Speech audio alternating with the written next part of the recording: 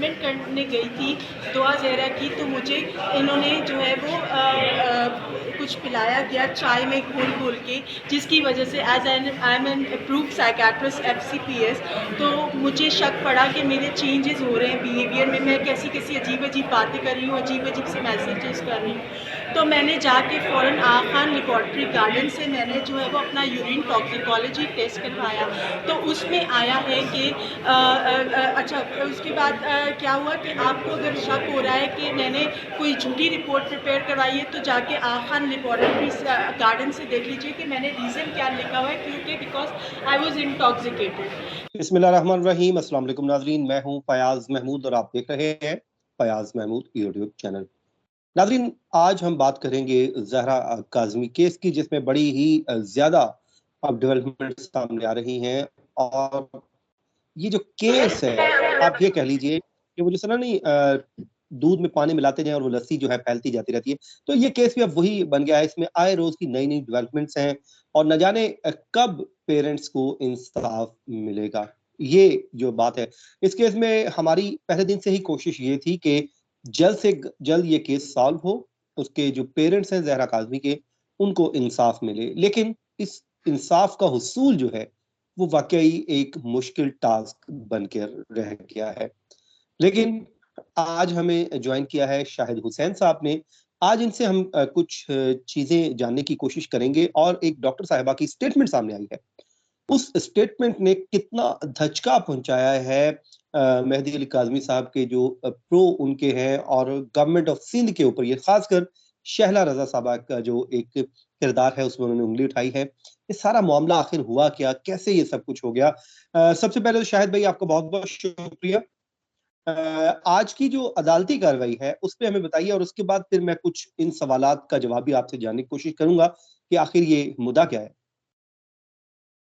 Sir देखिए, आपका फ़याज़ भाई बहुत बहुत शुक्रिया। देखें, सबसे पहले अगर आज की इम्पोर्टेंट चीज़ इसमें देखें तो इम्पोर्टेंट ये होना था कि माँ बाप की मुलाकात अदालत के हुक्म के बाद हो गई थी, और उसके बाद फिर जो डॉक्टर्स को मुख्तस किया गया था या जिनकी ड्यूटी असाइन की गई थी कि बच्ची का फिजिकल और उसके बाद मेंटल असेसमेंट करने के बाद रिपोर्ट सिंध हाई कोर्ट में जमा कराई जाए, ये आज होना था। डॉक्टर्स ने रिपोर्ट जमा करानी थी, लेकिन हैरानकुन तौर पर एक ऐसी साइकियाट्रिक डॉक्टर जो है वो आई अदालत में, जिनका कहना है कि वो इस मेडिकल बोर्ड में उनको महकमा सेहत ने शामिल किया था, जो कि सिंध हाई कोर्ट के हुक्म के बाद बनाया गया था। उन्होंने मुआयना किया बच्ची का, उसकी रिपोर्ट भी अदालत में जमा कराने की कोशिश की उन्होंने। लेकिन उनका इल्ज़ाम है कि जो क्या कहते हैं, अ मतलब शहला रिपोर्ट रजा बनाने साहब। के हवाले से रिपोर्ट बनाने के हवाले से मुख्तलिफ किस्म के दबाव उनके ऊपर डाले गए, जिसमें शैला रज़ा के ऊपर उन्होंने जान से मारने की धमकी का इल्ज़ाम आयद किया, और इसके अलावा मेहदी अली काज़मी साहब के ऊपर इल्ज़ाम आयद किया कि उन्होंने उनको गिफ्ट्स जो है जिसमें एक सूट और एक जो 5,000 का नोट भी उन्होंने उनको दिया।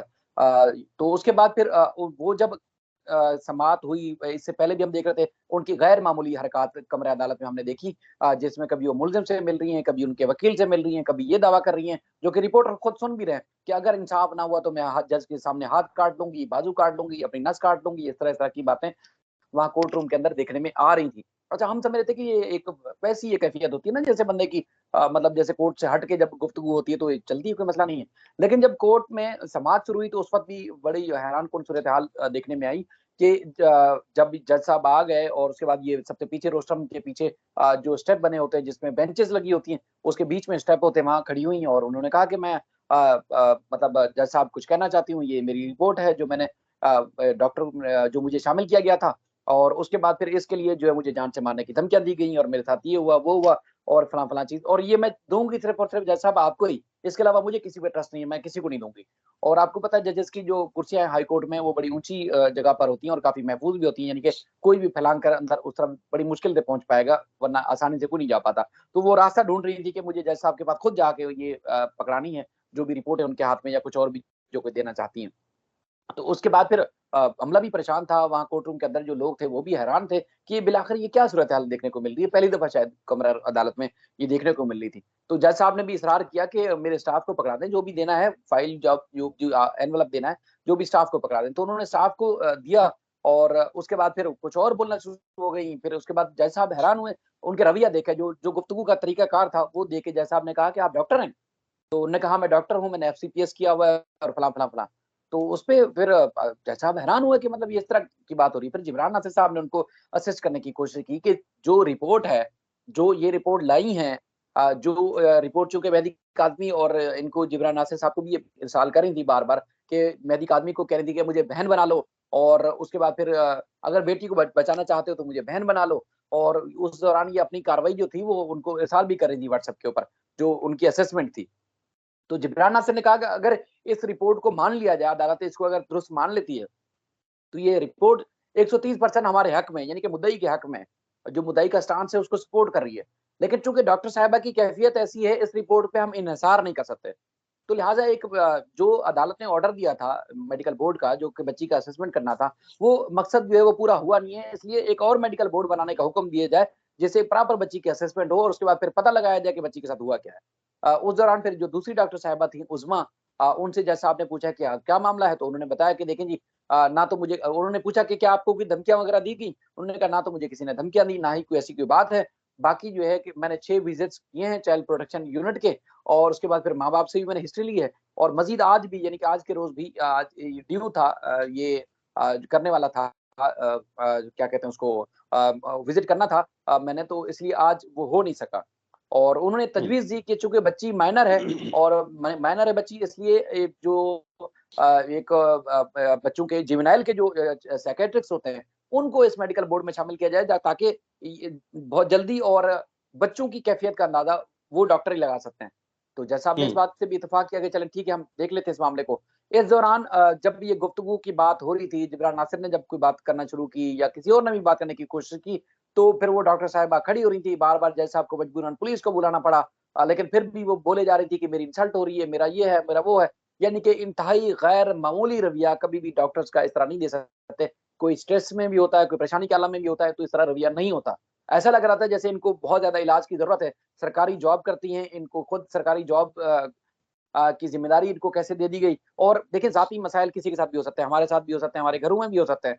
लेकिन अब इतनी संगीन नौइयत का अगर किसी के साथ मामला है, कोई ज़ाती नौइयत का, उसको इतनी बड़ी ज़िम्मेदारी आप लोगों ने दे दी, एक सरकारी नौकरी पे लगा दिया, और उसके बाद फिर ये जो एक हाई प्रोफाइल केस है, उसकी आपने उसका असाइनमेंट भी इस डॉक्टर को दे दिया, जो बेचारी खुद मतलब उनको इलाज की ज़रूरत है। जिसकी अपनी ज़हनी कैफ़ियत ऐसी नहीं है कि किसी को सही तरह से वो असिस्ट कर पाएँ या अपनी मुद्दा बयान कर पाएँ। मतलब उनके साथ ज़ाती मसला हो सकता है, ये खुदा ना करे कभी भी किसी के साथ ऐसा हो जो इस डॉक्टर साहिबा के ऐसे ही साथ है, हमने देखी जो कैफ़ियत, लेकिन वो बेचारी बहुत बुरी हालत में थी, उनको इलाज की ठीक है। ज़रूरत है। अब मामला ये तो है कि अब अब इस जज पे साहब आज ने उस वक़्त ऑर्डर क्या फैसला हुआ? महफूज़ किया। आज जो केस की समाअत हुई, इस पे ऑर्डर क्या हुआ शाहिद भाई? हाँ, उस वक़्त अदालत ने फैसला महफूज़ किया और तकरीबन 3 सवा 3 बजे के लगभग अदालत ने वो फैसला जारी किया है, जिसमें इस डॉक्टर साहिबा को अदालत ने निकाल दिया है मेडिकल बोर्ड से, और डॉक्टर उज़्मा और एक और जुवेनाइल साइकियाट्रिस्ट होते हैं, उनको उसमें शामिल किया, और 15 दिन में अदालत ने कहा है कि बच्ची का फिज़िकल और ज़हनी जो भी मुआयना है वो करने के बाद ट्रायल कोर्ट में रिपोर्ट पेश की जाएगी, और उसके बाद फिर जो इल्ज़ामात आयद किए गए हैं उस हवाले से, चूँकि अदालत को बताया गया कि इंक्वायरी महकमा सेहत ने वैसे कंडक्ट कर दी है, शुरू कर दी है, और वो इंक्वायरी रिपोर्ट जो है वो कानून के मुताबिक जो महकमा सेहत जो करेगा, क्योंकि मेहदी काज़मी और जिब्रान नासिर ने बाकायदा तौर पर लिख के दिया है कि डॉक्टर साहिबा का क्या रवैया है। यानी कि अगर जिब्रान नासिर सवाल कर रहे हैं डॉक्टर साहिबा से, हालाँकि राब्ता इन्होंने खुद ही किया था, उन्होंने नहीं किया। डॉक्टर साहिबा ने खुद राब्ते किए इनसे। घर हुँ, जिब्रान नासिर के घर पहुँच गई थी, मेहदी काज़मी के घर पहुँच गई। मैंने खुद सीसीटीवी फुटेज देखी है। उसमें अगर जिब्रान नासिर सवाल कर रहे हैं जो बच्ची के असेसमेंट के बारे में क्या इक़दामात किए गए, क्या चीज़ होगी, तो उनको जवाब मिल रहा है कि आपको पता है वर्ल्ड वार 3 शुरू होने वाली है, तीसरी आलमी जंग शुरू होने वाली है। फिर उन्होंने कोई और सवाल किया, तो बोलती हैं देखें दिसंबर 2022 में इमरान खान पीएम बन जाएँगे। तो मतलब आपकी ज़िम्मेदारी ये थी, अब उसमें पीएम बीच में कहाँ से आ गया, और उसके बाद फिर तीसरी आलमी जंग की कैफ़ियत कहाँ से पैदा हो गई। बहरहाल ये केस इंतहाई अहम था। आपको पता है कि जो नेगेटिव चीज़ों को फैलाने वाले लोग होते हैं, उनको ऐसी चीज़ों से मौका मिल जाता है। कहने का मकसद ये है। सही है। बाकी वो इन सारी चीज़ों को जैसा आपने सीरियस नहीं लिया, इन सारी चीज़ों को जो है वो कहा जा सकता है कि कोई नेगेटिव कमरा अदालत में नहीं हुआ लिया गया कि केस पे कोई असर पड़े। लेकिन आपको पता है कि मीडिया की, सोशल तो मीडिया वो जो की या इस तरह सीसीटीवी खबरों फुटेज की आपने ज़ीनत। देखी है शाहिद भाई, वो जो सीसीटीवी फुटेज देखी है उसमें यही खातून डॉक्टर आ रही हैं मेहदी काज़िम बिल्कुल, साहब के घर? जी, यही खातून है डॉक्टर फ़ातिमा साहिबा, फ़ातिमा रियाज़ साहिबा, वो कभी दूसरे घर में जाती हैं, कभी इनके घर में जाती हैं, और उसके बाद सीसीटीवी फुटेज मैंने देखी, उसमें उन्होंने जब दरवाज़ा नॉक किया, बल्कि वो कोशिश कर रही थी उस घर में घुसने की, तो उसके बाद फिर बच्चों ने दरवाज़ा नॉक किया, तो लोगों ने समझा घर वालों ने कि वो कोई बच्चे होंगे, तो बच्चों के लिए जब दरवाजा खोला गया गली के बच्चों के लिए, तो ये डॉक्टर साहब अभी कमरे के अंदर घुस गई।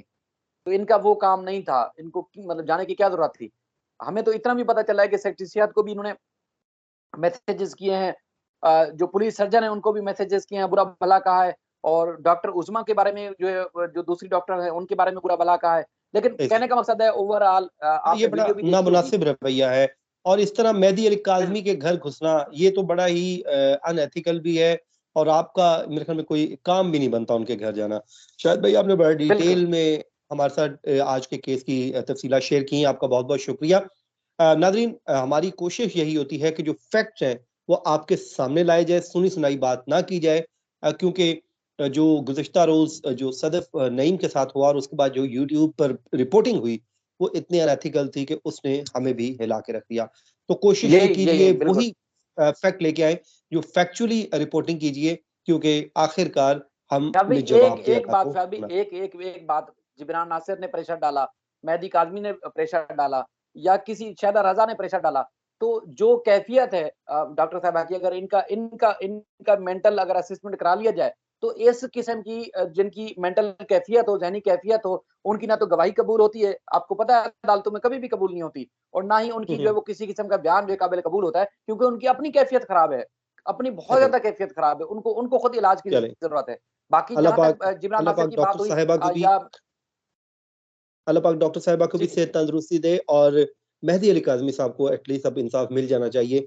वो कई माह से इन्हीं अदालती कचहरियों के और इसी निज़ाम इंसाफ के इर्द-गिर्द चक्कर काट रहे हैं। मुझे और शाहिद भाई को दीजिए इजाज़त। अपनी दुआओं में याद रखिए।